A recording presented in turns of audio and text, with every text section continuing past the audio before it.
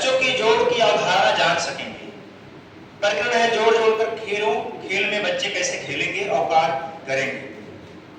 हमारा सबसे पहले जो शिक्षण की प्रक्रिया है, शिक्षण के आरंभ में शिक्षक बच्चों से उनके पूर्व ज्ञान की परख करेंगे कि या उनके पूर्व ज्ञान की परख है या नहीं है। इसके बाद उनसे कुछ प्रश्न पूछा जाएगा कि वास्तव कुछ जवाब मिलता है या नहीं मिलता है। गिनती, पहला गिनती बताइए, अगर बच्चे गिनती के बारे में जानते हो तो बताएंगे, या एक अंक की संख्या सबसे बड़ी कौन सी है। फिर तीसरा प्रश्न 10 इकाइयों कितने के बराबर होंगे, अगर कर पाएंगे तो बताएंगे, नहीं तो फिर बाकी चीजें अभी आगे होगा शिक्षण के दौरान।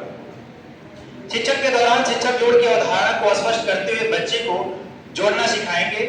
जोड़ते समय यह ध्यान रखना चाहिए कि इकाई का इकाई में, दहाई का दहाई तथा सैकड़े में सैकड़े से जोड़ा जाता है, क्योंकि ये स्थानीयमान का विशेष रोल होता है। अगर बच्चे कभी कभी गलती करते हैं कि इकाई वाला दहाई में जोड़ देते हैं या दहाई वाले इकाई में करते हैं, उनके थोड़ा सा ज्ञान परक होगा। जैसे मैंने लिया 8 लिया और +1, अब बच्चे कोई कंकड़ ले लीजिए है, शिक्षण सामग्री जो यहाँ लिखी गई है कि पाठ्य पुस्तक है, पासा है, ब्लॉक्स है, दीक्षा ऐप है, अन्य सामग्री है, और ले सकते हैं हमारे पास पासा है ये वाले।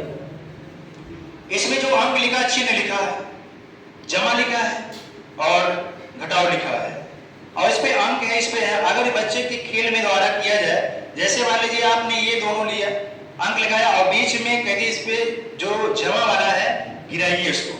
अगर हो सकता है जमा वाला आया तो जोड़ेगा, अगर वो घटा वाला आएगा तो घटाने की क्रिया करेगा।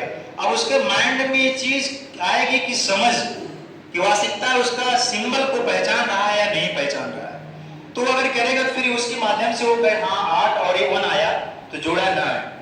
फिर इसमें 8 और इसमें हाँ, जो हमारा ऐप दीक्षा ऐप से कार्य हो रहा है, और दीक्षा ऐप्स में देखे होंगे जो उसमें सारे कार्य हो रहे हैं, 8+1 लिखा है, ये हॉरिजॉन्टल लिखा हुआ है।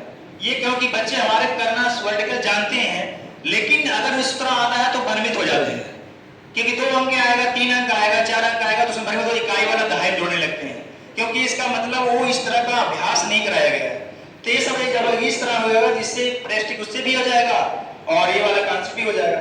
फिर पासा की गतिविधि वही है, अगर पासा 2 लिए हमने गिराया और इसमें प्लस का आया तो इसमें सिंबल पूछा, मैंने कहा कि 8 और 1 को जोड़िए, तो 8 और 1 को जोड़ा 9 हो गया।